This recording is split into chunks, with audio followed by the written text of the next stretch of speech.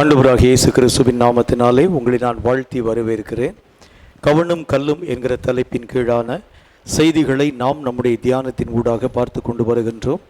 இந்த நாளிலும் நாம் பார்க்க போகிறது கற்களாகிய நம்முடைய ஜெபங்களை பற்றி. ஒரு மனிதனுடைய வாழ்க்கையிலே தேவனாகிய கர்த்தர் ஜெபங்கள் என்கின்ற காரியங்களை எப்படியெல்லாம் பயன்படுத்த வேண்டும், என்ன மாதிரியான ஜெபங்களை என்ன மாதிரியான காரியங்களுக்கு பயன்படுத்த வேண்டும் என்கின்ற எல்லா விஷயத்தினுடைய அடிப்படையை தம்முடைய பிள்ளைகளுக்கு ஆண்டவராகிய தேவன் கற்பித்து தருகின்றார். இந்த நாட்களிலும் வந்திருக்கக்கூடிய இந்த மகா பெரிய பிரச்சனைக்குரிய காரியங்கள், சாத்தானுடைய நேரடியான ஆயுதங்களுக்குரிய தாக்குதல்கள், சூழ்நிலைகளிலே வரக்கூடிய பெரிய பெரிய மாற்றத்துக்குரிய தன்மைகள், இவைகள் எல்லாவற்றையும் மாற்ற வேண்டும் என்று சொன்னால் நம்முடைய ஜெபங்கள் தான் இதற்கு ஆதாரம் என்று கர்த்தருடைய வேத புஸ்தகத்தின் வழியாக நாம் பார்க்கிறோம். ஒரு மனிதன் என்ன மாதிரியான ஜெபத்தை செய்கிறது உண்டானால் என்ன மாதிரியான மாற்றங்களை நாம் பெற்றுக்கொள்ள முடியும் என்கிறதையும் தெளிவாக நாம் அறிந்து கொள்ள வேண்டியது அவசியம். சூழ்நிலைகளுக்கு ஏற்ற ஜெபங்களை நாம் செய்யணும். இப்போ இந்த காலகட்டங்களுக்கு என்ன மாதிரியான ஜெபத்தை செய்யணும்? முன்பு ஆண்டவராக தேவன் கற்பித்து தந்ததை போல பரமண்டலில் இருக்கிற எங்கள் பிதாவே என்ற ஜெபத்தை இப்போ இருக்கக்கூடிய சூழ்நிலைக்கு செஞ்சால் போதுமானா இல்லை. இந்த சூழ்நிலைக்கு ஏற்ற ஒரு ஜெபத்தினுடைய தன்மைகளை நம்ம செய்ய ஆரம்பித்தா தான் இந்த சூழ்நிலைகளை மாற்றவும், இந்த சூழ்நிலைகளை நாம் மெய்யாகவே கீழ்ப்படுத்தவும் அதிகாரம் பெற்ற மக்களாக மாற்றப்பட முடியும். கர்த்தருடைய வேத புஸ்தகத்தில் வாசிக்கிறோம், ஜெபங்களில் பல வகையான ஜெபங்களை நம்ம பார்த்துட்டு வந்திருக்கிறோம். நிறைய காரியங்களில் நிறைய விஷயங்களில் ஆதி காலத்து பக்தர்கள் இந்த ஜெபத்தின் மூலம் நிறைய காரியங்களை தங்களுடைய வாழ்க்கையிலே பெற்றுக்கொண்டதாக நம்ம பார்க்குறோம். இந்த கடைசி கால ஜெபத்தினுடைய நிலை எப்படிப்பட்டதாய் விளங்க வேண்டும், கர்த்தருடைய வேதம் சொல்லக்கூடிய சில ஜெபத்தினுடைய வழிமுறைகளை பற்றி நம்ம பார்க்க போகிறோம். முதலாவதாக 2 நாளாகம புஸ்தகம் 7வது அதிகாரம் 1வது வசனம் இந்த வார்த்தையை நமக்கு சொல்லுகிறது. 2 நாளாகம புஸ்தகம் 7வது அதிகாரம் 1வது வசனம், 2 Chronicles chapter 7 verse 1. சாலமோன் ஜெபம் பண்ணி முடிக்கிற போது அக்கினி வானத்திலே இருந்து இறங்கி சர்வாங்க தகன பலியையும் மற்ற பலிகளையும் பட்சித்தது. கர்த்தருடைய மகிமையும் ஆலயத்தை நிரப்பிற்று. ஆண்டவராகிய தேவனுடைய ஊழியனாக காணப்படக்கூடிய ராஜாவாகிய சாலமோன் தன் தேவனாகிய கர்த்தருடைய வார்த்தைகளை தாவீது பக்தன் சாலமோனோடு கூட பேசி முடித்தார். அவர் சொன்னார், என்னால் ஆன மட்டும் பொன்னையும் வெள்ளியையும் அநேகம் விதமான அந்த கற்களையும் நான் சபதரித்து வைத்திருக்கிறேன். ஆனால் கர்த்தருடைய ஆலயத்தை கட்டக்கூடிய பணியை ஆண்டவராகிய தேவன் தந்து அவர் சொன்னார், உன்னுடைய கற்ப பிறப்பாகி உன்னுடைய குமாரனை கட்டுவான் என்று சொன்னார். நான் சேர்த்து வைத்திருக்கக்கூடிய எல்லா காரியத்தையும் உன் கையில் கொடுக்கிறேன். இந்த ஆலயத்தை நீ கட்டி ஆண்டவருடைய மகிமையான காரியங்களை பெற்றுக்கொள்ள வேண்டும் என்று சொன்னார். ஆண்டவராகிய தேவனுடைய வார்த்தையின்படி இந்த ஆலயத்தை அவன் கட்டி முடித்தான். கட்டி முடித்து பிரதிஷ்டையினுடைய காலம் வரக்கூடிய நேரத்தில் ஆண்டவருக்கு பிரியமான பலிகளை செலுத்தி ஆண்டவராகிய தேவனை நோக்கி தன்னுடைய கரங்களை விரித்து இந்த சாலமோன் ராஜா ஜெபிக்கின்றான். ஜெபிக்கக்கூடிய நேரத்தில் ஒரு பெரிய ஒரு அதிசயமான ஒரு காரியம் ஒன்று உருவாக்கப்படுகிறது. என்ன காரியம் உருவாக்கப்படுகிறது? வானங்கள் திறக்கப்பட்டு கர்த்தருடைய அக்கினி வானத்திலிருந்து இறங்கி வந்து அங்கு காணப்படக்கூடிய சர்வாங்க தகன பலிகளை, பலிப்பொருள் எல்லாவற்றையும் பட்சித்து அந்த இடம் முழுமையும் கர்த்தருடைய மகிமையினால் நிரப்பப்படக்கூடிய காரியங்களை எல்லாருடைய கண்களும் பார்த்தது. ஆசாரியர்கள் எல்லாம் கண்டு அப்படி ஆலயத்திலே முகங்குப்புற கீழே விழ ஆரம்பிச்சாங்க. எல்லா விதமான சூழ்நிலைகளிலும் எல்லா விதமான தன்மைகளிலும் கர்த்தருடைய மகிமையை பிரத்யட்சமாக எல்லாருடைய கண்களும் பார்க்கக்கூடிய அளவிற்கு அந்த ஜெபங்கள் விளங்க ஆரம்பித்தது. இந்த ஜெபத்துக்கும் இப்போ இந்த கடைசி கால நிலைக்கும் என்ன சம்பந்தம்? ஜெபம் என்கிறது ஆண்டவருடைய மகிமையை நம் பக்கமாய் ஈர்க்கக்கூடியதாய் விளங்க வேண்டியது அவசியம். சாதாரணமான ஜெபத்தினாலே அல்லது எழுதி வைத்து வாசிக்கப்படக்கூடிய ஜெபத்தினாலே பிரயோஜனங்கள் இல்லை. இந்த ஜெபங்கள் வானத்தை கூட போய் மெய்யாகவே எட்டுகிறது இல்லை. ஒரு மனுஷனுடைய ஜெபம் எப்படிப்பட்டதாக இருக்க வேண்டும்? தேவனுடைய மகிமையை, இந்த ஜெபத்துக்குரிய வல்லமையை, தன் தேவனாகிய கர்த்தர் தனக்கென்று வைத்திருக்கக்கூடிய காரியங்களை தன்னை நோக்கி ஈர்க்கக்கூடிய அளவிற்கு வல்லமை பெற்றதாய் காணப்பட வேண்டியது அவசியம். ஆதி காலத்திலே காணப்பட்டிருக்கக்கூடிய மக்கள் கர்த்தரை நோக்கி ஜெபிச்சாங்க. இயேசுனுடைய வாழ்க்கையை பாருங்க. லாசருவுக்கு முன்பதாக ஆண்டவராக தேவன் நின்று கொண்டு ஜெபிக்கின்றார். பிதாவே, உம் நாமத்தை மகிமைப்படுத்த வேண்டும் என்று சொல்லி ஜெபித்த மாத்திரத்தில் ஆண்டவராக தேவனுடைய மகிமை அங்கே இறங்கி வந்து லாசரு, மரித்து போன லாசருவை 4 நாட்களாக்கப்பட்ட லாசருவினுடைய பிரேதத்தை உயிரோடு கூட எழுப்பி வர பண்ணிற்று. இன்றைக்கும் கூட நம்முடைய ஜெபம் எப்படிப்பட்டதா இருக்க வேண்டும் என்று சொன்னால், ஆகாயத்தை அடிக்கக்கூடிய ஒரு ஜெபமாய் அல்ல, அல்லது வல்லமையற்ற ஒரு ஜெபமாய் அல்ல. ஏனென்றால் இந்த கடைசி கடைசி காலத்துல சாத்தானுடைய வல்லமை அதீதமாய் மெய்யாகவே கடந்து வரக்கூடிய நேரத்துல பலவீனமான ஜெபம் சாத்தானை ஒரு காலத்திலும் தாக்குகிறது இல்லை. சாத்தானுடைய வல்லமையை முறிய பண்ண வேண்டும் என்று சொன்னால் உங்கள் தேவனுடைய மகிமையை உங்கள் ஜெபம் ஈர்க்கக்கூடியதாய் விளங்க வேண்டியது அவசியம். இதற்கு நல்ல ஒரு சம்பவத்தை நம்ம சொல்லணும்னா, தாவீது தன்னுடைய வாழ்க்கையில ஒரு பெரிய ஒரு அந்த ஒரு காலகட்டத்திற்குள்ளாக கடந்து போகின்றார். என்ன காலகட்டத்திற்குள்ளாக? கோலியாத்தை கொல்ல வேண்டும் என்கிற மகா பெரிய ஒரு காலகட்டத்தின் ஊடாக. இந்த கோலியாத்தை கொல்லுகிறதற்கு தாவீதினுடைய பலம் அவனுக்கு போதுகிறது இல்லை. ஏனென்றால் பலத்தோடு கூட பலத்தை ஒப்பிட்டு பார்க்கிறது உண்டானால் கோலியாத்து பலசாலி, தாவீது பலவீனம் உள்ளவன். அந்த ஆயுதத்தோடு கூட ஆயுதத்தை ஒப்பிட்டு பார்க்கிறது உண்டானால் கோலியாத்தினுடைய ஆயுதம் பலம் வாய்ந்தது, சக்தி நிறைந்தது. தாவீதினுடைய ஆயுதம் பலவீனம் உள்ளது, 5 கூழாங்கல்லை மட்டும் உடையதாய் காணப்பட்டது. அவனுடைய உருவ வளர்த்தியை ஒப்பிட்டு பார்க்கிறது உண்டானால் கோலியாத்தினுடைய வளர்த்தி மலையை போல காணப்படக்கூடிய வளர்த்தி. தாவீது சின்ன பையனாய் காணப்பட்டார். இதில் இருந்து தாவீது தன்னுடைய வாழ்க்கையில் ஒரு விஷயத்தை புரிந்து கொண்டான். மனுஷீகமான பலத்தினாலே, மனுஷீகமான சக்தியினாலே, மனுஷீகமான அனுபவங்களினாலே, மனுஷீகமான வல்லமையினாலே இந்த காரியத்தை சாதிக்க நம்மால் முடிகிறது இல்லை. இந்த காரியத்தை நாம் நம்முடைய வாழ்க்கையிலே பெற்றுக்கொள்ள வேண்டும் என்றால் ஒரே ஒரு வழிதான் உண்டு. வானத்தையும் பூமியும் உண்டாக்கிற கர்த்தராகிய தேவனுடைய மகிமை வந்தால் மட்டும்தான் கோலியாத்தினுடைய காரியங்கள் எல்லாவற்றையும் அழித்து ஒழிக்க முடியும் என்கிறதை தாவீது தன்னுடைய வாழ்க்கையிலே புரிந்து கொள்ள ஆரம்பித்ததுனால கர்த்தராகிய தேவனுடைய மகிமையை அந்த தாவீது தன்னுடைய வாழ்க்கையிலே சார்ந்து கொள்ளுகிறதை நாம் பார்க்க முடியும்.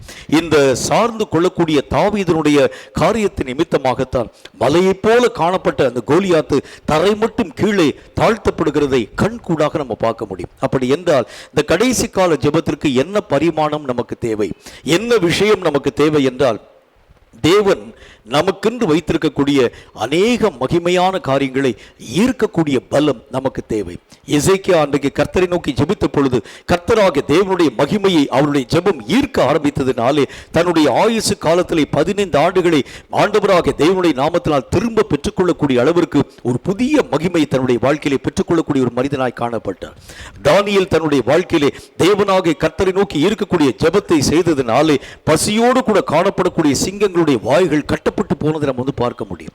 இப்படி அதீதமான அல்லது அபரிமிதமான அல்லது நம்முடைய புத்திக்கும் நினைவுக்கும் அப்பாற்பட்ட காரியங்களை நீங்களும் நானும் உருவாக்க வேண்டும் என்று சொன்னார் தேவனுடைய மகிமையை ஈர்க்கும் ஜெபங்களை நீங்களும் நானும் செய்ய வேண்டியது அவசியம். ஏனென்றால் இப்பொழுது நடைபெறக்கூடிய இந்த மகா பெரிய யுத்தத்துக்குரிய காரியங்கள், இப்பொழுது நடைபெற்று கொண்டு வரக்கூடிய சாத்தானுக்கும் மனுக்குலத்திற்கும் இடையிலே காணப்படக்கூடிய பெரிய யுத்தத்தினுடைய தன்மை, அரசாங்கம் தன் மட்டிலே அது போராடி கொண்டே வருகிறது. இந்த கொரோனாவுடைய அந்த தாக்குதலுக்குரிய காரியங்களை எப்படியெல்லாம் தடுக்கலாம், வரக்கூடிய பயங்கரமான அழிவுக்குரிய காரியங்களை எப்படி நிறுத்தலாம், என்னென்ன விதமான காரியங்களை பயன்படுத்தி ஜனங்களை காப்பாற்ற முடியும், தன்னால் ஆன மட்டும் பிரயாசப்படுறாங்க. ஆனால் எண்ணிக்கைகள் பெருகி கொண்டே இருக்கிறதை தவிர மாற்றங்கள் ஒன்று வரவே இல்லை. நிறைய இடங்களில் சாவினுடைய எண்ணிக்கை அதிகப்படுத்தப்படுகிறதை தவிர மாற்றங்கள் வரல. இப்படி மாற்றங்கள் வர வேண்டும் என்றால் மனுஷனுடைய ஞானத்தினால் இது சாத்தியமாக்கப்படக்கூடியது அல்ல.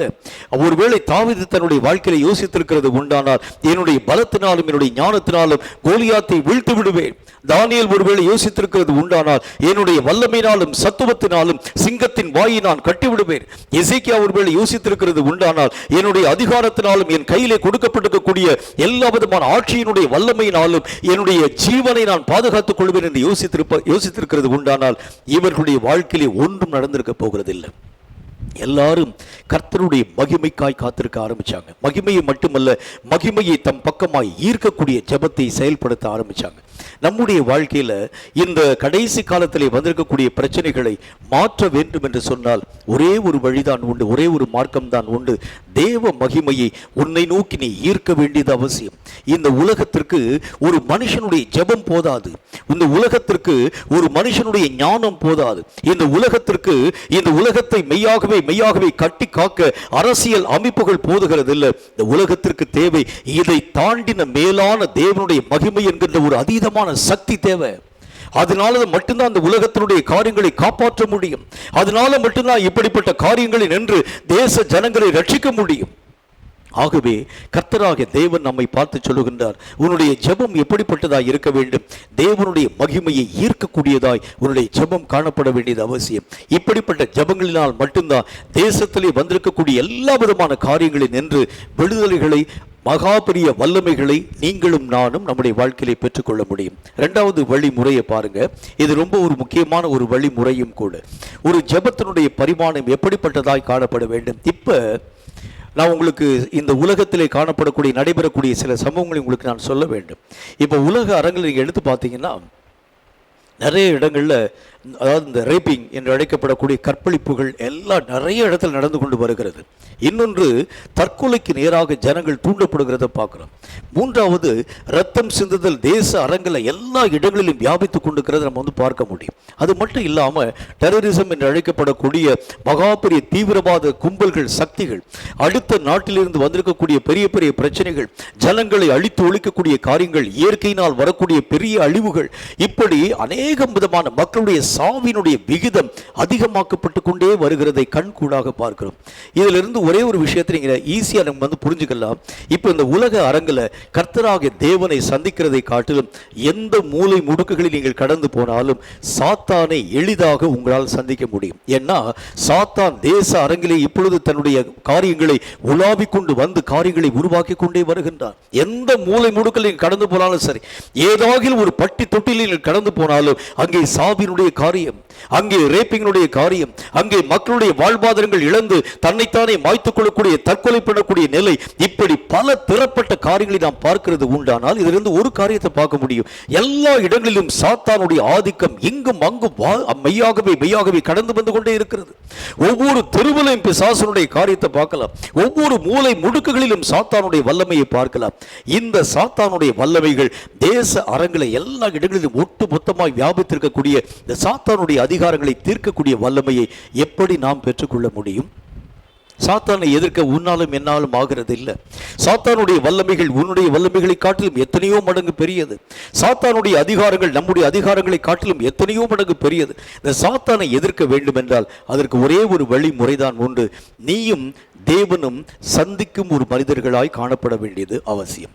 கர்த்தராக தேவனை சந்தித்து கர்த்தரை போல நீ மாற்றமடைய ஆரம்பித்தால் மட்டும்தான் இந்த மாதிரியான பிசாசனுடைய பிரச்சனைகளை நின்று தேச அரங்குகளை காப்பாற்ற நம்மால் முடியும்.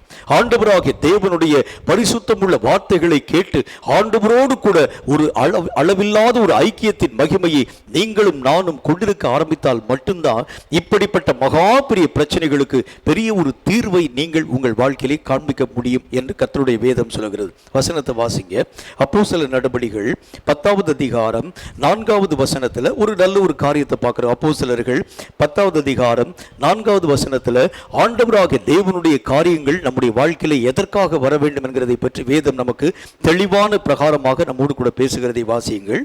அவனை உற்று பார்த்து பயந்து ஆண்டவரே என்ன என்றான். அப்பொழுது அவன் உன் ஜெபங்களும் உன் தர்மங்களும் தேவனுக்கு நினைப்பூட்டுதலாக அவர் சந்நிதியில் வந்து எட்டியிருக்கிறது. அவருடைய சந்நிதியிலே வந்து எட்டிற்று. கர்த்தருடைய வேதத்துல இந்த மனுஷன் கொர்நேலியு கர்த்தரை அழைக்கல, கர்த்தருடைய தூதன் அவர் கூப்பிடல, கர்த்தருடைய காரியங்களை பற்றி அவர் வந்து யோசிச்சு கூட பார்க்கல. என்றாலும் கூட சடுதியாக தேவ தூதன் அவருக்கு முன்பதாக வந்து நிற்கிறான். உடனே இவன் பயந்து போய், ஆண்டவனே என்ன செய்ய வேண்டும், என்ன காரியம் என்று சொல்லி கேட்ட பொழுது அவன் சொல்லுகின்றான், உன்னுடைய தான தர்மங்களும் நீ செய்யக்கூடிய எல்லா விதமான காரியங்களும் கர்த்தருடைய சன்னிதானத்திலே வந்து எட்டிற்று. என்னை ஆண்டவராகிய தேவனை உன்னை சந்திக்கும்படிக்கு அனுமதிக்க ஆரம்பித்தார்.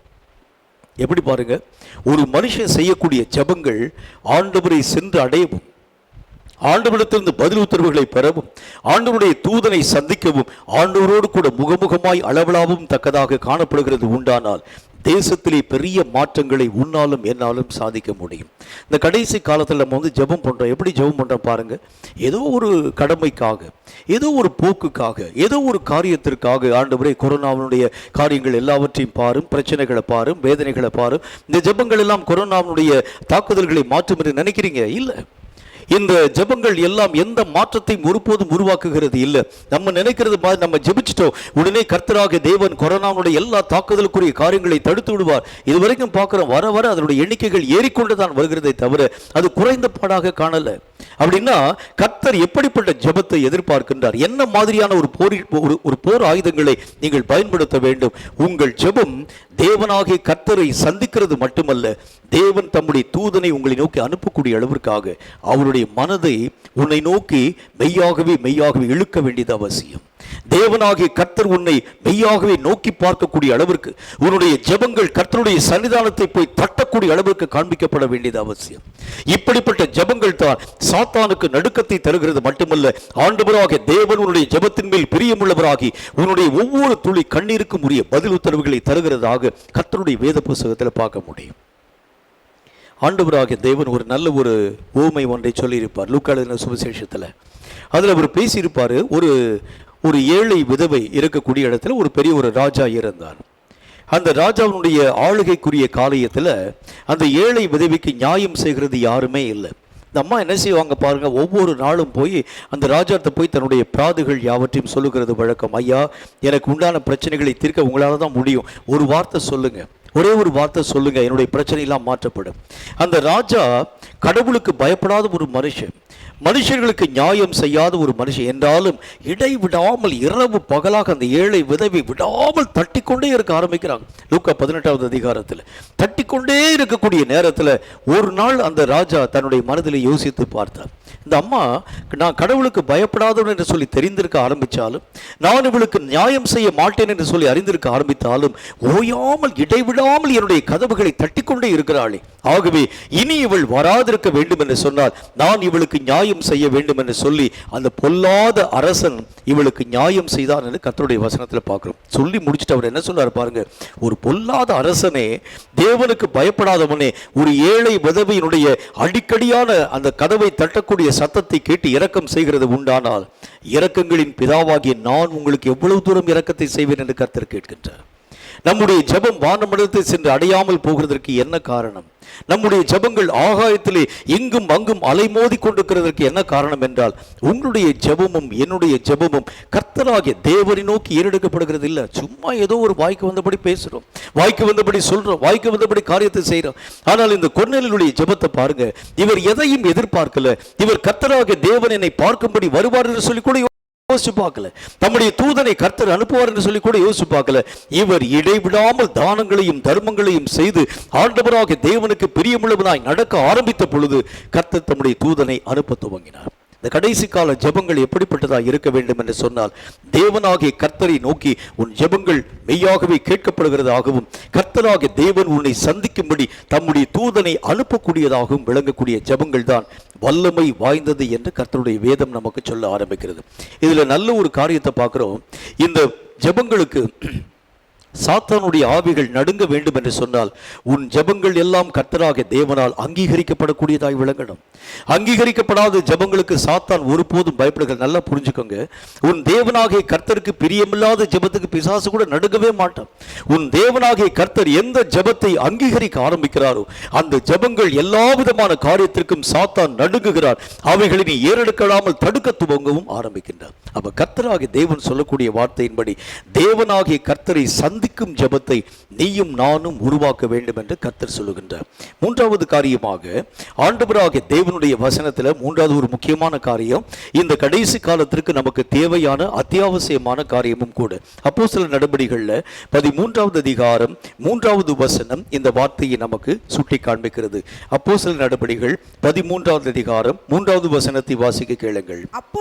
அப்பொழுது உபவாசித்து ஜெபம் பண்ணி அவர்கள் மேல் கைகளை வைத்து அவர்களை அனுப்பினார்கள்.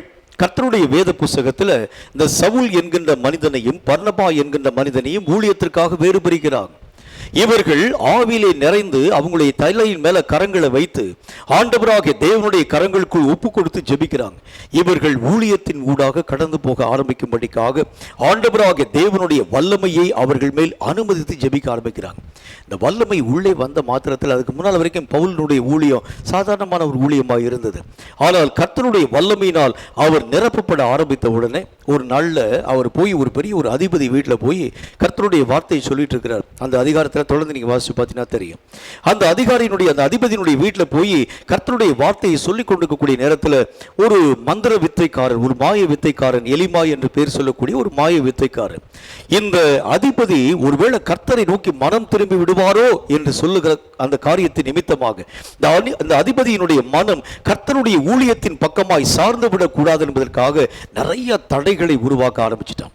இப்ப கர்த்தருடைய வல்லமையை பெற்றிருக்கக்கூடிய ஊழியக்காரர்கள், சாத்தானுடைய வல்லமையை பெற்றிருக்கக்கூடிய அந்த எலிமாய் என்கிற மந்திரவாதி, ரெண்டு பேருக்கும் இடையிலே ஆண்டவராகிய தேவனுடைய வல்லமை நிரூபித்து காண்பிக்கக்கூடிய சூழ்நிலை வந்தாயிற்று. அப்போஸ்தலனாகிய பரிசுத்த பவுல் இந்த எலிமாய் என்கிற மந்திரவாதியை திரும்பி பார்த்து, ஆண்டவராகிய தேவனுடைய நாமத்தினால் எல்லா பொல்லாங்குக்கும் உரிய பொல்லாத பிசாசின் ஆவி பிடித்தவனே, இயேசு கிறிஸ்துவின் நாமத்தினால் உனக்கு நான் சொல்லுகிறேன், உன்னுடைய ரெண்டு கண்ணும் இந்த வேளையில் தெரியாமல் போகட்டும் என்று கர்த்தருடைய நாமத்தினாலே சொன்னார். நடந்த காரியத்தை பார்க்கிறோம். ரெண்டு கண்ணையும் இழந்து கையிலாக கொடுக்கக்கூடிய மக்களை அவன் தேட துவங்கினான். அங்கு காணப்பட்டிருக்கக்கூடிய ஜனங்கள் அத்தனை பேர் ஆண்டவருடைய மகிமையை புரிந்து கொண்டாங்க. இந்த ஜெபத்துக்கு பேரு கர்த்தருடைய வல்லமுள்ள நாமத்தினால் சாத்தானை எதிர்க்கும் ஜெபம் என்று நாம் பார்க்கிறோம். இந்த பொல்லாத சாத்தான் கடைசி காலங்களிலே அநேகம் ஜனங்களை குறிவைத்து தாக்கும்படியாக, அநேகம் ஜனங்களை மெய்யாகவே கெட்டுப்போக பண்ணும்படியாக, அநேகம் ஜனங்களுடைய ஆவிக்குரிய நிலைகளை தடுக்கும்படியாக, ஆவிக்குரிய வளர்ச்சிகளை கெட்டுப்போக பண்ணும்படியாக இந்த கடைசி நாட்களில் கிரியைகளை நடப்பிக்க ஆரம்பிக்கிறார். இப்ப லாக்டவுன் பீரியட் உங்களுக்கு நல்லாவே தெரியும்.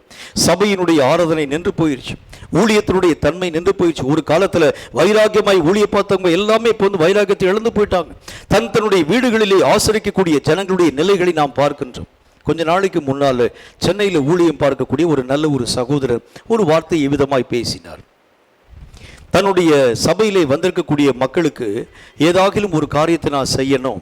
இந்த லாக்டவுன் பீரியடில் எல்லா விதமான ஊழியர்களும் எல்லா விதமான அதாவது தன்னுடைய செய்தியை, தன்னுடைய ஊழியத்தை தன்னுடைய சபை மக்களுக்கு கொடுக்குறாங்க. ஆனால் என் சபை மக்களுக்கு இதுவரைக்கும் நான் ஒன்றுமே கொடுக்கவே இல்லை, எந்த விதமான பிரசங்கத்தை நான் கொடுக்கல. ஆகவே யூடியூப்பில் என்னுடைய செய்தி நான் அப்லோட் பண்ணி என்னுடைய சபை மக்களுக்கு நான் மெய்யாகவே கொடுக்க வேண்டும் என்று சொல்லி யூடியூப்பில் வந்து அப்லோட் பண்ணும்படிக்காக தன்னுடைய கையில் இருக்கக்கூடிய மொபைலில் ஒரு வீடியோ ஒன்றை எடுத்து யூடியூப்பில் வந்து கொண்டு போய் அப்லோட் பண்ணினார். அப்லோட் பண்ணிவிட்டு அது வந்து காலையில் அதை சரியாக வந்து 9 மணிக்கு அந்த செய்தியானது ஆரம்பிக்கும் என்கிற ஒரு டைட்டில் வேற போட்டு அந்த செய்தியை வந்து அனுப்பிட்டார். அடுத்த நாள் காலையில் ஒரு 10 மணி இருக்கும், அதாவது 1 மணி நேரம் ப்ரோக்ராம், 10 மணி இருக்கும். 10 மணி ஆன பொழுது அந்த சபையினுடைய மூப்பர் ஒருவர், அவர் வந்து ரொம்ப வைராக்கியமாக ஜெபம் பண்ணக்கூடிய ஒரு மனுஷன், நல்ல ஆண்டவராகிய தேவனுக்கென்று வைராக்கியமாய் காணப்படக்கூடிய மனுஷன். அவருக்கு இந்த ஊழியக்காரர் தொலைபேசியிலே தொடர்பு கொண்டு கேட்டார், ஐயா எப்படி இருக்கீங்க, நல்லா இருக்கீங்களான்னு கேட்டார். ஆமையா நல்லா இருக்கேன் ஐயா, கர்த்தருக்கு ஸ்தோத்திரம்னு சொன்னார். ஆமாம் இன்றைக்கி காலையில் என்னோட அதாவது நம்முடைய ப்ரோக்ராம் நான் வந்து இது பண்ணியிருந்தேன், அப்லோட் பண்ணியிருந்தேன், பார்த்தீங்களான்னு கேட்டார். ஐயோ நான் வந்து ஒரு முக்கியமான ஒரு வேலைக்காக நான் போக வேண்டியதாக இருந்தது, அதனால் எப்படியாச்சும் அது அந்த யூடியூப்பில் வந்து உள்ளதானே இருக்கும், இன்றைக்கி ராத்திரி வந்து பார்க்கலாம்னு சொல்லிட்டு நான் பார்க்காம விட்டேன்னு சொன்னார். சபையில் இருக்கக்கூடிய ஒவ்வொரு நபரிடத்திலும் விசாரித்து பார்த்த பொழுது எல்லாரும் சொன்னாங்க, எங்களுக்கு அங்கே வேலை இருந்துச்சு, இங்கே வேலை இருந்துச்சு, அந்த காரியம் இருந்துச்சு, இந்த காரியம் இருந்துச்சு, ஆகவே எங்களால் இப்போ பார்க்க முடியல, இன்றைக்கி முடியாட்டிலும் நாளைக்கு பார்க்கலாம், நாளை கழிச்சு பார்க்கலாம். அந்த யூடியூப்பில் நீங்கள் அப்லோட் பண்ணியிருக்கக்கூடிய செய்தி எல்லா நாளிலும் அது அங்கே தான் இருக்க போகிறது, நான் கட்டாயம் ஒரு நாளில் என்னைக்காச்சும் ஒரு நாள் வந்து பார்த்து விடுவேன். அப்போ அந்த ஆரம்ப நாட்களிலே காணப்பட்ட வைராக்கிய நிலை எங்கே போயிடுச்சு? சபையை தேடி அவங்க தான் ஓடி வந்தாங்க, சபையினுடைய காரியங்களை தேடி மெய்யாகவே கடந்து வர ஆரம்பிச்சாங்க. கர்த்தராகிய தேவனுடைய காரியத்திற்கு வைராக்கியமாய் காணப்பட்ட ஜனங்களுடைய நிலை இப்போ மெய்யாகவே பரிதாபமாய் கடந்து போனதற்கு காரணம் பொல்லாத சாத்தான் தீவிரமாய் இயங்க ஆரம்பிக்கின்றான். பொல்லாத சாத்தான் ஆவிக்குரிய மக்களுடைய ஆவிக்குரிய நிலைகளை மட்டுப்படுத்த ஆரம்பிக்கிறார். ஜெப வாழ்க்கையிலே சோர்வை தருகின்றார், ஆவிக்குரிய நிலைகளிலே அநேகம் தடைகளை உருவாக்குகின்றார். பிரச்சனைகளின் மேல் பிரச்சனை, வேதனையின் மேல் வேதனை, சம்பாதிக்க முடியாத கஷ்டங்கள், அநேகம் விதமான உயிரிழப்புக்குரிய காரியங்கள், இவைகளின் நடுவிலே கர்த்தராகிய தேவனை கண்டுகொள்ளக்கூடியவன் யார்? சாத்தான் பல முனையிலே போராடக்கூடிய நேரத்தில் சாத்தானுடைய தன்மையான காரியங்கள் எல்லாவற்றையும் எதிர்க்க திராணியற்ற அநேகம் கிறிஸ்தவர்கள் மடிந்து போகக்கூடிய இந்த காலத்தில் கர்த்தர் சொல்லுகின்றார், தேவ வல்லமையை உனக்குள் இயங்கக்கூடிய அந்த ஜெபத்தை நீ செய்து பார். இந்த வல்லமையினால சாத்தானின் வாயிலே அடைக்கப்பட்டிருக்கக்கூடிய ஜனங்களை பிடுங்கி எடுக்க உன்னால் முடியும். சிங்கத்தின் வாயிலே மெய்யாகவே அகப்பட்டிருக்கக்கூடிய மக்களை விடுவிக்க உன்னுடைய ஜெபத்தினால் ஆகும் என்று கர்த்தராகிய தேவன் சொல்லுகின்றார். இதை கேட்கும் கர்த்தருடைய பிள்ளையே, நம்முடைய ஜெபங்களை ஆண்டவராகிய தேவன் அங்கீகரிக்க வேண்டும் என்றால் சாதாரணமான பலவீனமான ஜெபம் அல்ல, கர்த்தராகிய தேவனுடைய வல்லமையை நமக்குள் பெற்றுக்கொள்ளக்கூடிய ஜெபம். ஏன்னா இந்த கடைசி நாட்களில் வரக்கூடிய சாத்தான் நம்மோடு கூட போராடக்கூடிய நேரத்தில் நீங்க யாராச்சும் ஒரு காரியத்துக்காக ஜெபிக்க ஆரம்பிக்கிறது உண்டானால் உடனே உங்களோடு கூட அவன் போருக்காக கடந்து வர ஆரம்பிச்சிருவான்.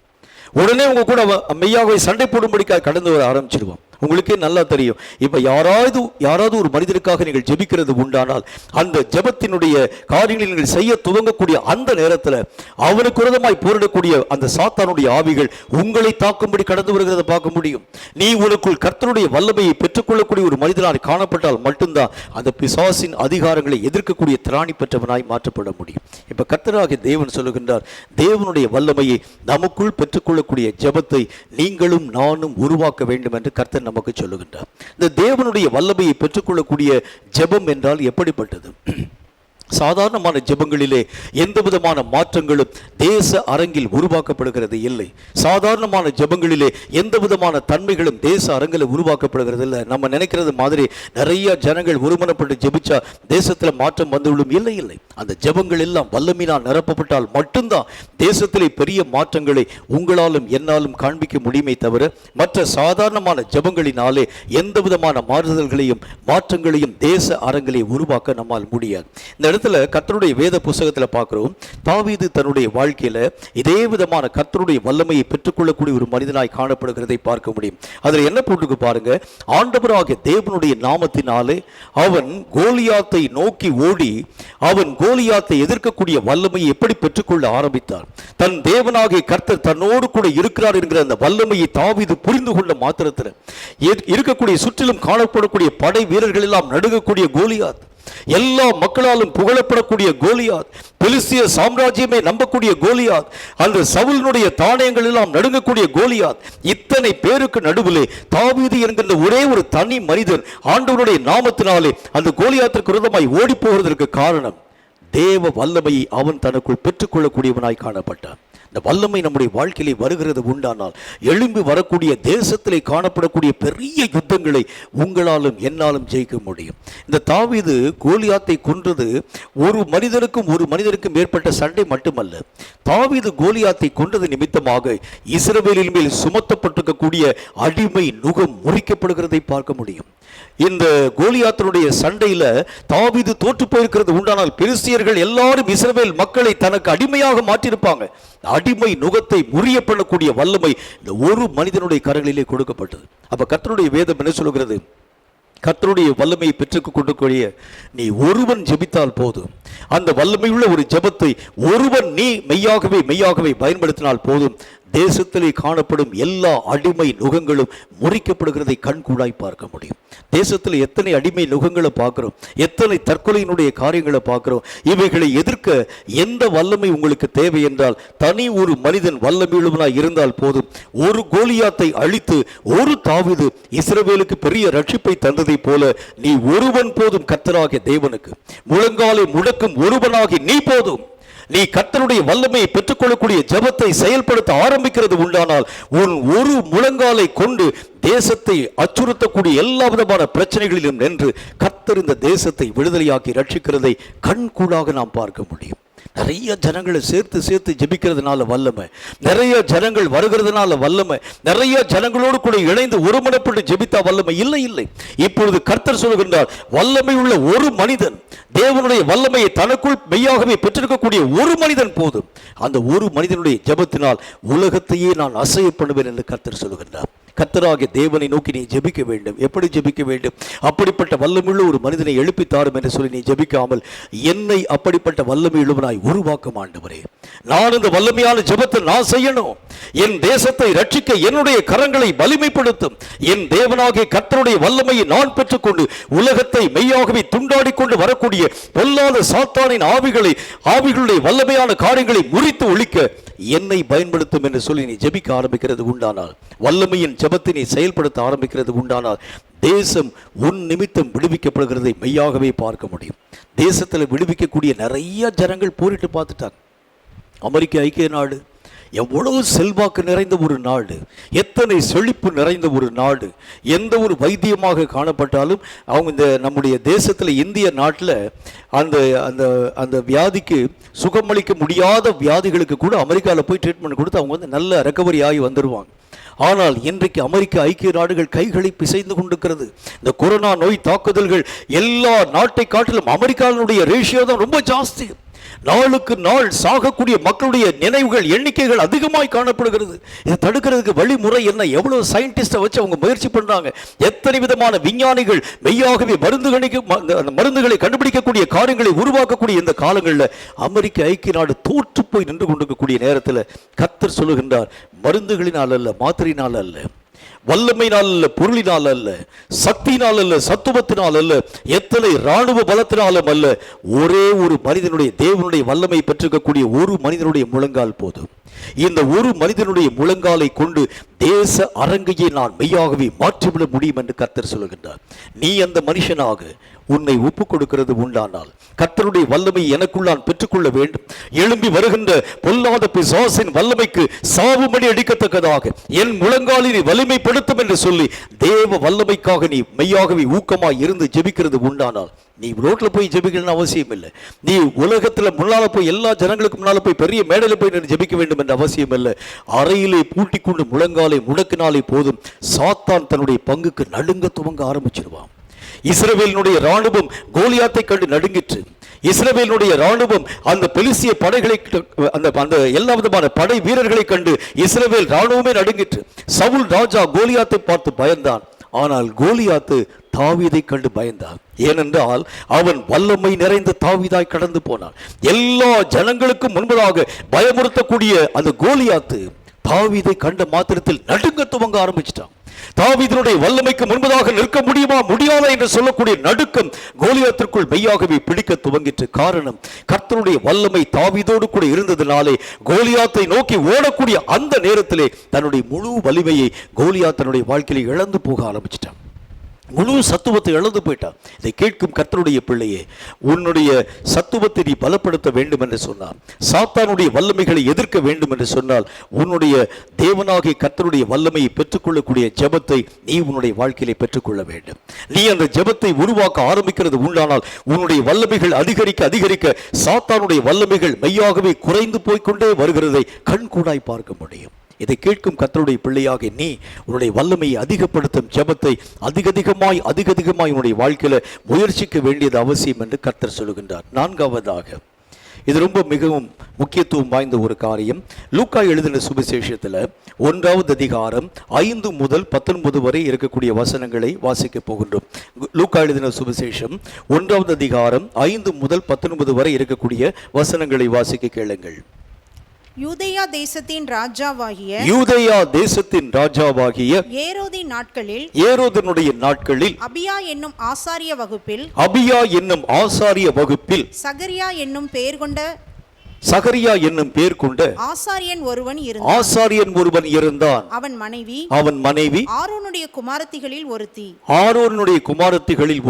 அவள் பேர் எலிசபெத். அவர்கள் இருவரும் கர்த்தரிட்ட சகல கற்பனைகளின்படியையும் நியமங்களின்படியையும் குற்றமற்றவர்களாய் நடந்து தேவனுக்கு முன்பாக நீதி உள்ளவர்களாய் இருந்தார்கள், காணப்பட்டார்கள். எலிசபெத் மலடியாய் இருந்தபடியினால் அவர்களுக்கு பிள்ளைகள் இல்லாதிருந்தது. இருவரும் வயது சென்றவர்களாயும் இருந்தார்கள். அப்படி இருக்க அவன் தன் ஆசாரிய வகுப்பின் முறைப்படி தேவனுடைய சந்நிதியிலே ஆசாரிய ஊழியம் செய்து வருகிற காலத்தில் ஆசாரிய ஊழிய முறைமையின்படி அவன் தேவனுடைய ஆலயத்திற்குள் பிரவேசித்தான். தூபம் காட்டுகிறதற்கு சீட்டை பெற்றான். தூபம் காட்டுகிறதற்கு சீட்டுகளை பெற்றுக்கொண்டான். தூபம் காட்டுகிற வேளையிலே, தூபம் காண்பிக்கக்கூடிய வேளையிலே ஜனங்கள் எல்லாரும் கூட்டமாய் வெளியே ஜெபம் பண்ணி கொண்டிருந்தார்கள். அப்பொழுது கர்த்தருடைய தூதன் ஒருவன் தூபபீடத்தின் வலது பக்கத்திலே நின்று அவனுக்கு தரிசனமானான். சகரியா அவனை கண்டு கலங்கி பயமடைந்தான். தூதன் அவனை நோக்கி சகரியாவே பயப்படாதே, உன் வேண்டுதல் கேட்கப்பட்டது, உன்னுடைய வேண்டுதல்கள் கேட்கப்பட்டது. உன் மனைவியாகிய எலிசபெத்து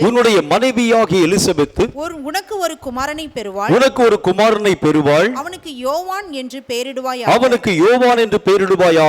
உனக்கு சந்தோஷமும் மகிழ்ச்சியும் உண்டாகும். அவன் பிறப்பின் நிமித்தம் அநேகர் சந்தோஷப்படுவார்கள்.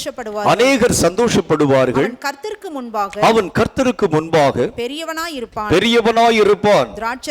திராட்சரசமும் மதுவும் குடியான். தன் தாயின் வயிற்றில் இருக்கும்போதே பரிசுத்தமுள்ள ஆவியினால் நிரப்பப்பட்டிருப்பான்.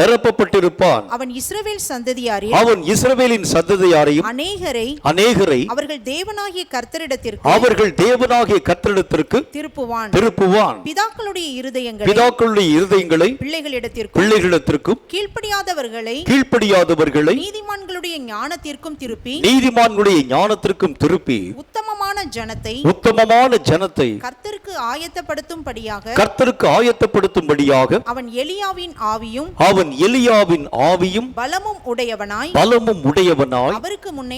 அவருக்கு முன்பாக நடப்பான் என்றான். அப்பொழுது சகரியா தேவதூதனை நோக்கி இதை நான் எதினால் அறிவேன்? நான் கிழவனாய் இருக்கிறேன். என் மனைவியும் வயது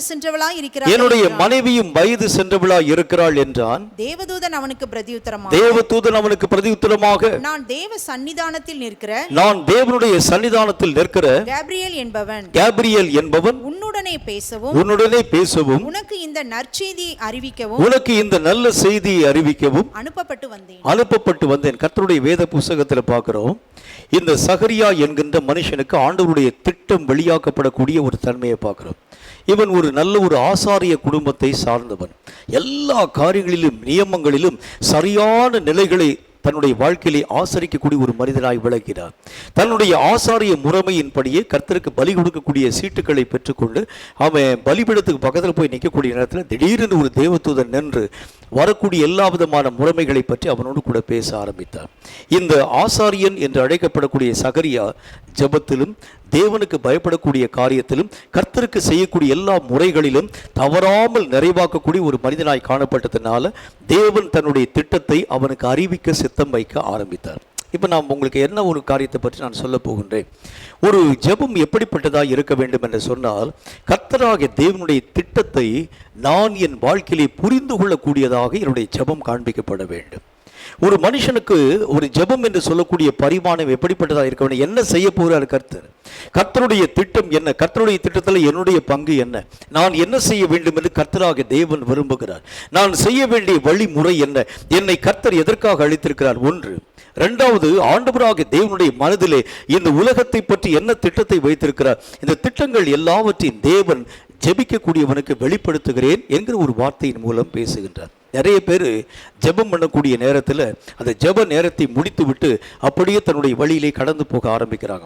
ஒரு முறை எனக்கு தெரிந்த ஒரு நல்ல ஒரு சகோதரன் என்னோடு கூட பேசும்படி கடந்து வந்திருந்தார். அவர் என்னை பார்த்து சொன்னார், நான் ஆண்டவராகிய தேவனுடைய குரலை கேட்கணும்னு ரொம்ப ஆசைப்படுறேங்க, கர்த்தரோடு கூட பேசணும்னு நான் ரொம்ப ஆசைப்படுறேன், எப்படியாச்சும் கர்த்தருடைய முகத்தை ஒரு தடவையாச்சும் பார்க்கணும்னு ஆசைப்படுறேன். ஆனால் ஒவ்வொரு முறை நான் ஜெபிக்கக்கூடிய நேரத்தில் எத்தனை வருஷக்கணக்கில் நான் ஜெபிச்சிருக்கிறேன், ஒரு நாள் கூட கர்த்தருடைய குரலை நான் கேட்டதில்லை, ஒரு நாள் கூட கர்த்தருடைய சமூகத்தினுடைய பிரசனத்தை பார்த்ததில்லை, ஒரு நாள் கூட ஆண்டவருடைய முகத்தை நான் தரிசித்ததே இல்லை. நீங்கள் ஆண்டவராகிய தேவனுடைய குரலை கேட்குறீங்க, கர்த்தர் உங்களோடு கூட பேசுகின்றார், கர்த்தருடைய முகத்தை பார்க்குறீங்க, உங்களுக்கு ஆண்டவராகிய தேவனிடத்திலே கேட்டு என்னுடைய வாழ்க்கையில் என்ன பிரச்சனை இருக்கிறது என்கிறதை பற்றி தயவு செய்து கேட்டு எனக்கு நீங்கள் சொல்ல வேண்டும் என்று சொன்னார். சரி பிரதர், நான் உங்களுக்காக ஜெபிக்கிறேன்னு சொல்லிட்டு வந்து அன்றைக்கு இரவில் அந்த சகோதரனுக்காக நான் ஜெபிக்க ஆரம்பித்தேன். ஆண்டவரே, அவர் ரொம்ப ஆசையாக இருக்கிறேன்னு சொல்கிறார், உங்களுடைய ஒரு வார்த்தையாச்சும் கேட்கணும்னு சொல்லி ஆசைப்படுறேன்னு சொல்கிறார். எத்தனையோ மகிமையான காரியங்களை எத்தனையோ மக்களுக்கு நீ தந்திருக்கும் போது ஒரு சின்ன ஒரு விஷன், ஒரு சின்ன ஒரு தரிசனம், ஒரு சின்ன ஒரு ஆவிக்குரிய அனுபவத்தை அல்லது ஆண்டவராகிய தேவனுடைய சாயலை தரிசனத்தின் மூலமாக வாகிலும் காண வேண்டும் என்று ஆசைப்படுறேன்னு சொல்றார். ஏன் ஆண்டவரை நீர் உம்மை அவருக்கு வெளிப்படுத்தாம போறீங்க? ஆண்டவராகிய தேவனுடைய சமூகத்தில் காத்திருந்து ஜெபிக்கக்கூடிய நேரத்தில் கொஞ்சம் நேரம் கழித்து ஆண்டவர் என்னோடு கூட பேசினார். ஆண்டவராகிய தேவன் சொன்னார், ஏறக்குறைய அவன் ஜெபிக்கக்கூடிய காலம் துவங்கி இதுவரைக்கும் 58 முறைக்கு மேலாக அவனை சந்திக்கும்படி நான் வந்தேன், அவனோடு கூட பேசும்படியாக வந்தேன், என்னுடைய மனதிலே இருக்கக்கூடிய ஒவ்வொரு காரியத்தையும் அறிவிக்கும்படிக்காக வந்தேன். ஆனால் அவனோ என்னுடைய எந்த காரியத்தையும் ஏற்றுக்கொள்ளாமல் தன்னுடைய மனதில் இருக்கக்கூடிய ஜெப விண்ணப்பங்கள் எல்லாவற்றையும் கடகடகடனா அப்படி கொட்டி முடிச்சுட்டு, சரி இப்போவாச்சும் அந்த கேப்பை விடுவான், நான் அவன் கூட பேசலான்னு சொல்லி அந்த எல்லா காரியத்தையும் சொல்லி முடித்த பிறகு நான் அவனோடு கூட பேசும்படி வாயை திறக்கக்கூடிய நேரத்தில் என் ஆத்துமாவை கர்த்தரை ஸ்தோத்திரேன்னு சொல்லி முடிச்சுட்டு போயிடுவான். நான் நம்ம இடத்துல எப்படி பேசுறதுப்பான்னு கேட்டார் கர்த்தர். கொஞ்சம் யோசிங்க, நிறைய நேரங்களில் கர்த்தருடைய திட்டம் புரியாமல் நாம் ஜெபிக்க ஆரம்பிக்கிறோம். ஏதோ ஒரு கடமைக்காக நம்ம ஜெபிக்க ஆரம்பிக்கிறோம். கர்த்தராக தேவன் பேசுகிறதற்கு நாம் நம்முடைய வாழ்க்கையில அனுமதிக்கிறது இல்லை. கர்த்தர் சொல்லுகின்றார், ஒவ்வொரு ஜெபிக்கக்கூடிய மனிதனுக்கும் நான் என் திட்டத்தை வெளிப்படுத்துகிறேன், என்னுடைய நோக்கத்தை நான் அவனோடு கூட ஷேர் பண்ண ஆரம்பிக்கிறேன், பகிர்ந்து கொள்ள ஆரம்பிக்கிறேன். என் தேவனாகிய கர்த்தருடைய நோக்கம் என்ன என்கிறதை பற்றி கர்த்தர் சொல்லுகின்றார். ஒவ்வொரு மனுஷனுக்கும், இந்த சகரியா ஆசாரிய குடும்பம் தான், ஆண்டவராகிய தேவனுடைய பணிகளை செய்யக்கூடிய ஒரு மனுஷன் தான், சும்மா சில பணிகளை செய்திருக்கக்கூடிய ஒரு மனிதன் தான். என்றாலும் கூட இந்த மனுஷன் ஆண்டவராகிய தேவனை பார்க்கணும்னு கூட வரல. தேவனுடைய நியமனத்தின்படி எல்லா விதமான வேலைகளையும் செய்ய ஆரம்பிச்சார், அவ்வளவுதான். அந்த ஆசாரியத்துக்குரிய எல்லா விதமான தன்மைகளையும் அந்த செய்யக்கூடிய அந்த சீட்டுக்களை வாங்கி கொண்டு கடந்து போனார். போய் அந்த பலிபீடத்துக்கு பக்கத்தில் போய் நிற்கக்கூடிய நேரத்தில் கேப்ரியல் தூதர் வந்துட்டார். வந்து தேவனுடைய விருப்பங்களை திட்டங்களை எல்லாம் ஆண்டவராகிய தேவனுடைய வார்த்தைகளின் மூலமாக அவர் பேச துவங்க ஆரம்பிக்கிறார். ஒண்ணுமே இல்லாத ஒரு மனுஷன், கர்த்தரை சந்திக்கணும்னு கூட வராது இருக்கக்கூடிய ஒரு மனுஷனுக்கு தேவன் தன்னுடைய தூதனை அனுப்புகிறது உண்டானால், ஆண்டவராகிய தேவனை எதிர்பார்ப்போடு கூட சந்திக்கும்படி கடந்து போகக்கூடிய உங்களை கர்த்தர் சந்தித்து அவருடைய திட்டங்களை வெளிப்படுத்தாமல் இருப்பார் என்று சொல்லி நீங்க நினைக்கிறீங்களா? நம்முடைய வாழ்க்கையில ஆண்டவராகிய தேவனுடைய விருப்பம் என்ன என்கிறதை முதல் காரியம் கற்றுக்கொள்ளுங்கள். ஜெபிக்கக்கூடிய ஒவ்வொரு மனிதனும் அவருடைய திட்டத்தை தெரிந்து கொள்ள வேண்டும் என்கிறது கர்த்தருடைய சித்தம். எல்லா காரியத்தையும் கர்த்தர் அவருடைய ஜெபிக்கக்கூடிய மனுஷன்ட்ட பேச வேண்டும் என்று ஆசைப்படுகின்றார். எல்லா விஷயங்களையும் ஆண்டவராகிய தேவன் சொல்லிக் கொடுக்க வேண்டும் என்று விருப்பப்படுகின்றார். அப்போஸ்தலனாகிய பரிசுத்த பவுலுடைய வாழ்க்கையை பாருங்க. எத்தனையோ விஷயங்கள் ஆண்டவராகிய தேவனுடைய கருகலான ஆழமான சத்தியங்களை புரிந்து கொண்ட பவுல். பேதுரு அப்போஸ்தலனுடைய வாழ்க்கையை பாருங்க. தேவனுடைய தரிசனங்களை முகமுகமாய் கண்ட அப்போஸ்தலனாகிய பேதுரு. யாக்கோபு பாருங்க, யோவான பாருங்க. காணப்பட்டிருக்கக்கூடிய ஒவ்வொரு தேவனுடைய பிள்ளைகளும் கூட கர்த்தராகிய தேவனுடைய திட்டங்களை தங்கள் வாழ்க்கையை தெளிவாய் புரிந்து கொள்ள ஆரம்பிச்சாங்க. அவர்களுக்கும் கர்த்தருக்கும் இடையில எந்த விதமான தடைச்சுவலும் இல்லாமல் கர்த்தர் பேசுகிறதை நேருக்கிறதாய் கேட்கக்கூடிய வல்லமை பெற்றவர்களாய் மாற்றப்பட ஆரம்பிச்சாங்க. காரணம், தேவனுடைய திட்டம் என்னதுங்கிறதை அவர்கள் தங்கள் மனதிலே சரியாய் புரிந்து கொள்ள ஆரம்பிச்சாங்க. இந்த கர்த்தராகிய தேவன் தன்னுடைய திட்டத்தை நம்மோடு கூட பேச வேண்டும் என்று விருப்பப்படுகிறார். நம்முடைய ஜெபம் எப்படிப்பட்டதாக இருக்க வேண்டும்? நீயே வாய்க்கு வந்த எல்லா காரியத்தையும் கொட்டிட்டு அப்படி போயக்கூடாது. அவரையும் பேச விடுங்கள். ஆண்டவரே, நான் இத்தனை பிரேயர் ரெக்வெஸ்ட் சொல்லியிருக்கிறேன், எனக்குரிய பதில் உத்தரவுகளை நீங்கள் எனக்கு தரணும். நான் என்ன காரியத்தை நான் செய்யணும்? எதற்காக நீர் என்னை தெரிந்து கொண்டீர்? எதற்காக நீர் என்னை அபிஷேகம் பண்ணினீர்? டிஎல் மூடி என்கின்ற தேவனுடைய மனுஷன், அடிக்கடி என்னுடைய பிரசங்கத்தில் நான் சொல்லக்கூடிய ஒரு சம்பவம். டிஎல் மூடி என்கின்ற தேவனுடைய மனிதனை பற்றி நல்ல ஒரு சம்பவம் இவ்விதமாய் சொல்லப்படுகிறது. அந்த டிஎல் மூடி எல்லா அந்த நாட்களிலே காணப்பட்டிருக்கக்கூடிய எல்லா பிரசங்கம் பண்ணக்கூடிய மக்களுக்கு மத்தியிலே ஒரு பெரிய ஒரு முன்மாதிரியாய் வாழ்க்கையை வாழ்ந்தார். அவருடைய கூட்டத்தில் லட்சக்கணக்கான மக்கள் கூடுவாங்களாம். பக்கத்தில் இருக்கக்கூடிய நிறைய ஊழியக்காரங்க டிஎல் மூடியை பார்த்து கேட்டிருக்கிறாங்க, ஐயா, உங்களுடைய அந்த ஊழியத்தில் மாத்திரம் லட்சக்கணக்கான மக்கள் வந்து பங்கு பெறுகிறார்களே, நாங்களும் உங்களை மாதிரி தான் பிரசங்கம் பண்ணுறோம், நாங்களும் உங்களை மாதிரி தான் ஊழியம் பார்க்குறோம், நாங்களும் உங்களை மாதிரி தான் வந்து நிறைய காரியங்களை செயல்படுத்துகிறோம், என்றாலும் கூட எங்களுடைய ஊழியத்திற்கு வல்லமை இல்லை, எங்களுடைய ஊழியத்தில் எழுப்புதல் வரல, ஜனங்கள் மெய்யாக ஊழியத்தில் வரமாட்டேங்கிறாங்க, உங்களுடைய ஊழியத்துக்கு எங்களுடைய ஊழியத்துக்கு என்ன வித்தியாசம்? டிஎல் மூடி சொன்னார், நான் ஜெபிக்கக்கூடிய கிறிஸ்தவனாக இருக்கிறேன். அவங்களுக்கெல்லாம் கோவம் வந்துருச்சு. அப்போ நாங்கள் மாத்திரம் ஜெபிக்காமல் இருக்கிறோம், நாங்களும் ஜெபிக்கக்கூடிய கிறிஸ்தவன் தான், நீங்கள் மாத்திரம் தான் ஜெபிக்கிறீங்களா? நாங்களும் ஜெபிக்க தான் ஆரம்பிக்கிறோம், உங்கள் ஜெபத்துக்கு எங்கள் ஜெபத்துக்கு என்ன வித்தியாசம்? டிஎல் மூடி சொன்னார், நான் ஆண்டவராகிய தேவனை நோக்கி பல விண்ணப்பங்களை கொண்டு போகிறதில்லை, ஆனால் எத்தனை விண்ணப்பங்களை கொண்டு போகிறேனோ அதற்குரிய பதிலை பெறாமல் அவரை விட்டு நான் எழுந்து வரமாட்டேன். ஒரு விண்ணப்பத்தை கொண்டு போனாலும் கூட அதுக்குரிய பதிலை கர்த்தராகிய தேவன் தரக்கூடிய வரைக்கும் நான் காத்திருந்து அவருடைய சமூகத்திலே பெற்றுக்கொள்ள ஆரம்பிப்பேன். இந்த மாதிரி ஆண்டவருடைய திட்டங்களை புரிந்து கொள்ளும்படிக்காக உங்கள் ஜெபங்கள் காணப்படுகிறது உண்டானால் இந்த கடைசி நாட்களில் தேவன் உங்களோடு கூட நேரடியாய் பேசுகிறதை பார்க்க முடியும். தன்னுடைய திட்டங்களை, தன்னுடைய வெளிப்பாடுகளை, தன்னுடைய ஒவ்வொரு விதமான காரியங்களை கர்த்தராக தேவன் தம்முடைய பிள்ளைகளோடு கூட மெய்யாகவே வெளிப்படுத்தி கொண்டு வருகிறதை பிரத்யட்சமாய் நாம் நம்முடைய வாழ்க்கையிலே அறிந்து உணர முடியும். இன்றைக்கு தேவை வெளியரங்கமாக வாழக்கூடிய ஒரு ஊழியத்துக்குரிய ஒரு காரியம் அல்ல. இன்றைக்கு தேவை சாதாரணமான ஒரு பரிகாரமாக வாழக்கூடிய ஒரு வாழ்க்கையுடைய நிலை அல்ல. தேவனுடைய மனதை புரிந்து கொள்ளக்கூடியவன், தேவனுடைய திட்டங்களை அறிந்து கொள்ளக்கூடியவன், அந்த திட்டங்களை வெளிப்படுத்தக்கூடியவன், அந்த திட்டங்களின்படி இயங்கக்கூடிய கிறிஸ்தவன் தான் கர்த்தராக தேவனுக்கு தேவை. இயங்காதிருக்கக்கூடிய கிறிஸ்தவன் அவருக்கு மெய்யாகவே அருவருப்பானவர் என்பதை புரிந்து கொள்ளுங்கள். தேவன் வெளிப்படுத்த வேண்டும் வாஞ்சிக்கிறார்.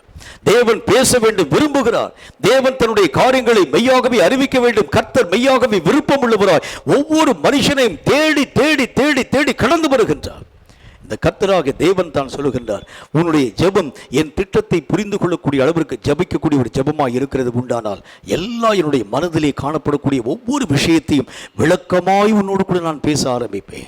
எல்லா காரியங்களையும் இதற்கு அடுத்தது என்ன நடக்க போகிறது, அடுத்த வருஷத்தில் என்ன காரியம் உருவாக்கப்பட போகிறது. பல பேர் பல விஷயத்தை சொன்னாங்க. இந்த 2020 வருஷத்தை பற்றி ஒரு தீர்க்க தரிசனமான ஒரு செய்தியை நான் பார்த்தேன்.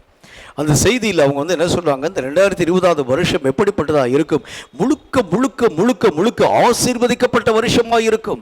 நீ கையிட்டு செய்கின்ற எல்லா பிரயாசங்களும் அங்கீகரிக்கப்பட்டதாய் ஆசீர்வதிக்கப்பட்டதாய் இருக்கிறதை நீ கண்கூடாய் பார்க்க போகின்றாய். எந்தெந்த வழிகள் அடைக்கப்பட்டதோ எல்லாம் திறக்கப்படுகிறதை பார்க்க போகிறாய். புதிய புதிய தொழிலை நீ தொடங்குவ.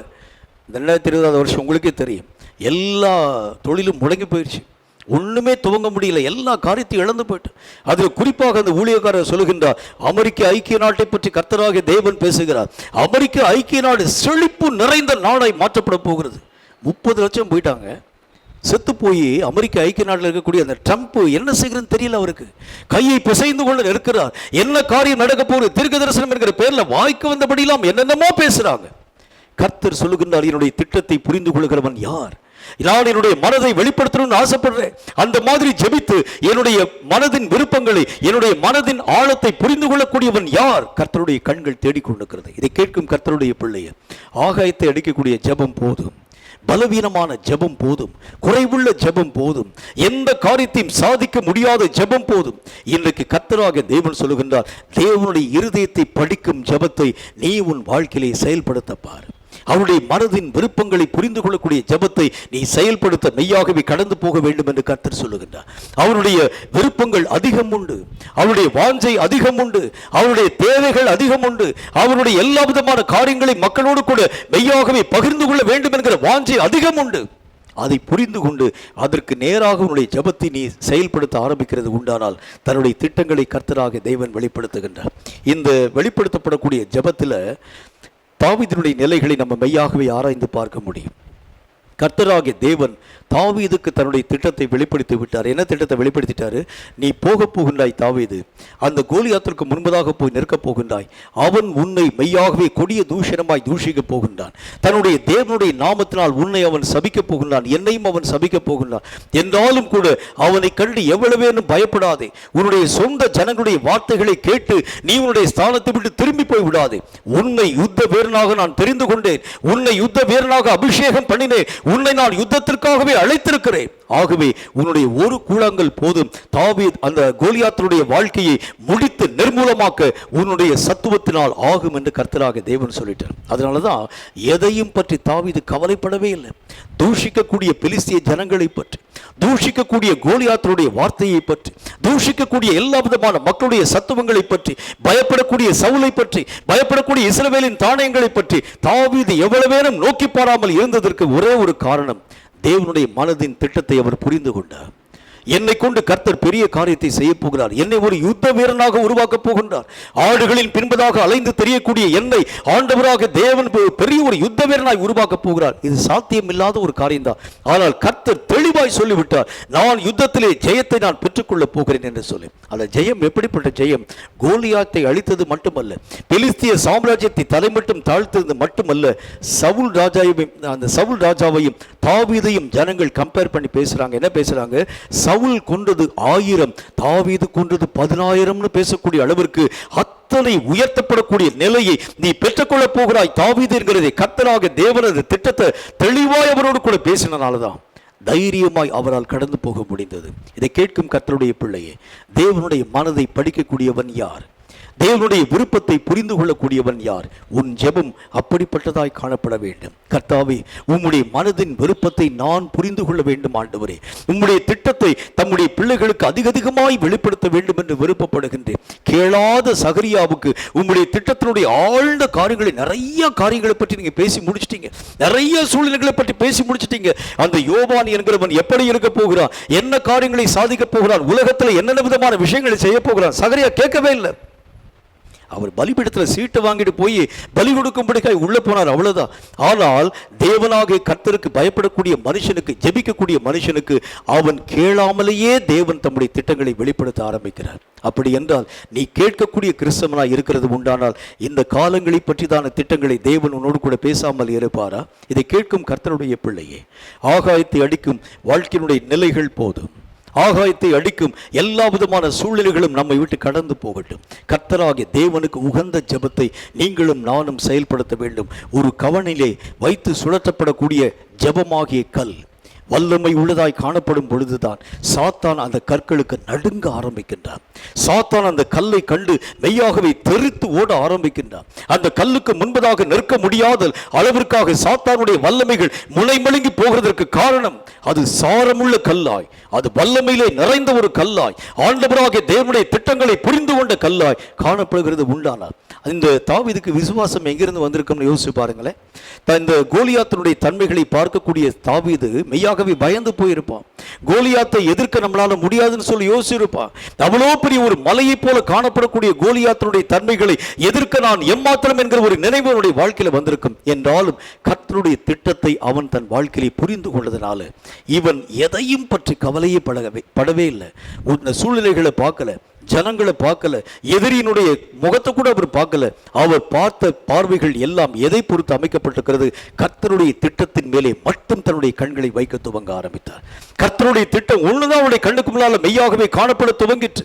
ஆகவே அந்த திட்டத்தை செயல்படுத்த தாவீது ஓடின பொழுது திட்டம் மெய்யாகவே கர்த்தரின் நாமத்தினாலே ஆம் என்றும் ஆமீன் என்றும் உருவாக்கப்பட துவங்கிற்று. இன்றைக்கு இந்த வார்த்தையை கேட்கக்கூடிய உனக்கும் எனக்கும் தேவன் ஒரு திட்டத்தை வைத்திருக்கிறார். என்ன திட்டம்?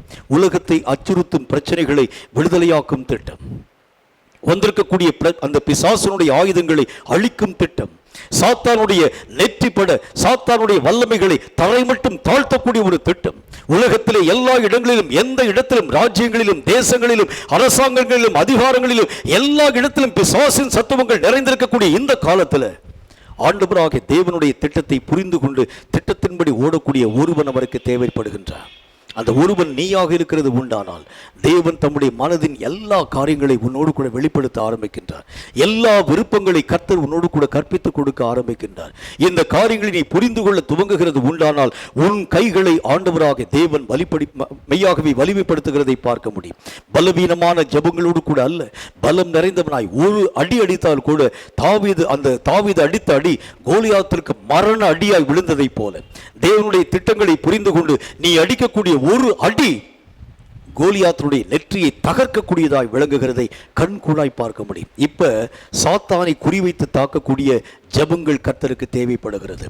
சாத்தானுடைய வல்லமைகளை அழிக்கக்கூடிய தேவனுடைய திட்டங்களை புரிந்து கொள்ளக்கூடிய ஜெபம் அவருக்கு தேவைப்படுகிறது.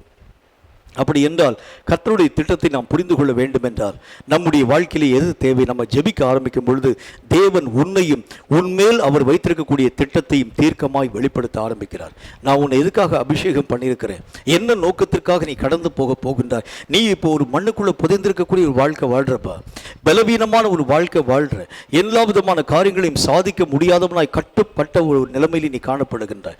நீங்களா கொஞ்சம் யோசிச்சு பாருங்களேன். தாவீது தன்னுடைய வாழ்க்கையில யோசிச்சிருப்பாரா சமஸ்த இஸ்ரவேலையும் ஆளுகை செய்யக்கூடிய ராஜாவாக நான் மாற்றப்படுவேன் என்று?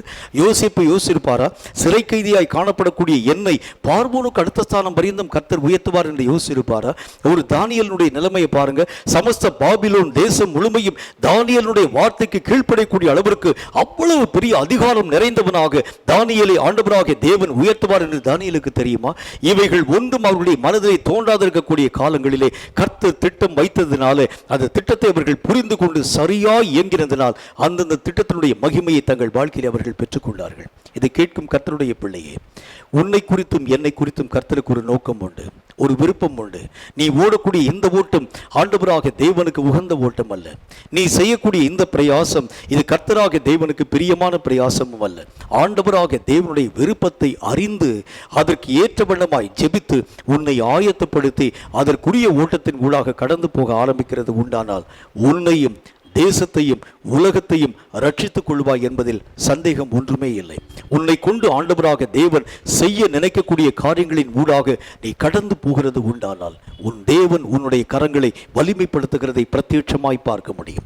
பலவீனம் உள்ள உன்னுடைய வாழ்க்கையை கொண்டு ஆண்டவர் பலமான காரியங்களை உருவாக்குகிறதை பார்க்க முடியும். இப்பொழுது நம்முடைய குறி வேற எங்கும் அல்ல, சாத்தானுடைய நெற்றிபட அடிக்கக்கூடிய ஒரே குறி, சாத்தானுடைய காரியங்களை அதமாக்கக்கூடிய ஒரே ஒரு சத்துவம், சாத்தானுடைய வல்லமைகளை வீழ்த்தக்கூடிய ஒரே ஒரு தந்திரம் ஆண்டவராக தேவன் இன்றைக்கு உன்னுடைய கரங்களிலே தருகிறேன் என்று சொல்லுகின்றார். இதை கேட்கும் கர்த்தருடைய பிள்ளையாகிய நீ ஜெபிக்கக்கூடிய ஒரு மனிதனாக நீ மாற்றப்படுகிறது உண்டானால் உன்னுடைய கற்களுக்கு வல்லமை நிறைந்ததாக, இந்த கற்கள் சாரமுள்ள கற்களாக சாத்தானுடைய நெற்றியிலே அடித்து சாத்தானை வீழ்த்தி உலக அரங்கை மெய்யாகவே ரட்சிக்கக்கூடிய திராணி பெற்றதாக இந்த கல் மாற்றப்படும் என்கிறதில் சந்தேகம் ஒன்றுமில்லை. தலைகளை தாழ்த்தி கண்களை மூடி கர்த்தரை நோக்கி நாம் ஜெபம் செய்வோமா? தலைகளை தாழ்த்தி நாம் ஜெபிப்போம். சர்வவல்லமுள்ள ஆண்டவராகிய கர்த்தாவே, இந்த வார்த்தைகளை கேட்ட உம்முடைய பிள்ளைகளுக்காக ஸ்தோத்திரம். இந்த வார்த்தைகளின் படியே எங்கள் கற்கள் எப்படிப்பட்டதாக இருக்க வேண்டும், எங்கள் ஜெபங்கள் எப்படிப்பட்டதாக இருக்க வேண்டும், அது உலகத்தினுடைய சாரத்திற்கு ஏற்றதாய் அல்ல, தேவனுடைய மகிமையை ஈர்க்கத்தக்கதாக, தேவனை சந்திக்கக்கூடியதாக, தேவனாகிய கர்த்தருடைய வல்லமைகளை எங்களுக்குள் பெற்றுக்கொள்ளக்கூடியதாக, தேவனுடைய திட்டங்களை நாங்கள் எங்கள் வாழ்க்கையிலே புரிந்து கொள்ளக்கூடியதாக எங்கள் ஜெபங்கள் காணப்பட வேண்டும் என்று கர்த்தர் சொன்னீரே. எங்களோடு நீர் பேச வேண்டும் என்று சித்தம் வைத்திருந்தாலும் எங்களுடைய வாழ்க்கையிலே அவைகளை புரிந்து கொள்ள முடியாமல் நாங்கள் எங்களுடைய வாழ்க்கையிலே எங்கள் இஷ்டத்தின்படியே ஓடிக்கொண்டிருந்த காலங்கள் எல்லாம் போதும்.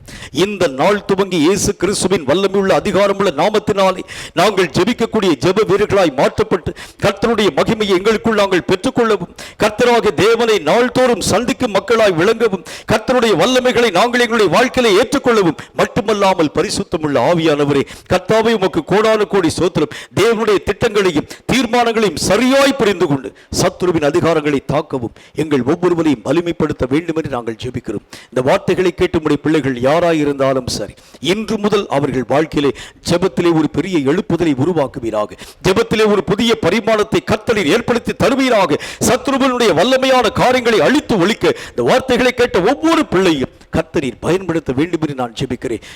விடுவிக்கப்படக்கூடிய உலகம் வேண்டும் என்று சொன்னால் விடுதலையாக்கக்கூடிய ஒரு ரட்சகன் தேவை என்று நாங்கள் அறிந்திருக்கிறோமே. நாங்கள் ஒவ்வொருவரும் உலகத்தை ரட்சிக்கும் ரட்சகர்களாய், ஜெபத்தின் மூலம் ரட்சிக்கும் ரட்சகர்களாய் உருவாக்கப்பட இன்றைக்கு அந்த அபிஷேகம் ஒவ்வொருவரும் மேலும் வந்து இறங்க வேண்டும் என்று இயேசுவின் நாமத்தினால் நான் ஜெபிக்கிறேன். கற்று நிச்சயித்துக் கொண்ட வார்த்தைகளிலே நிலைத்து நிற்க கிருபைகளை தர வேண்டும் என்று இயேசு கிறிஸ்துவின் நாமத்தினால் ஜெபித்திருக்கிறோம் எங்கள் பரிசுத்தமுள்ள நல்ல பிதாவே. ஆமேன், ஆமேன். இந்த வார்த்தைகளை கேட்டு உங்கள் ஒவ்வொருவரையும் கர்த்தர் அளவில்லாமல் ஆசீர்வதிப்பாராக. ஜெபிக்கும் பக்தர்களாய் நீங்கள் மாற்றப்படுங்கள். கர்த்தராகிய தேவனுடைய திட்டங்களை நீங்கள் புரிந்து கொள்ளக்கூடிய மக்களாய் மாற்றப்படுங்கள். நிச்சயமாகவே கடைசி கால வல்லமையான எழுப்புதல் உங்கள் கண்கள் காண உங்கள் மூலமாகவும் உங்களுடைய ஜெபத்தின் மூலமாகவும் உருவாக்கப்படுகிறதை பிரத்யட்சமாய் நாம் நம்முடைய வாழ்க்கையிலே பார்ப்போம். கர்த்தர் நம்மை ஆசீர்வதிப்பாராக. ஆமென்.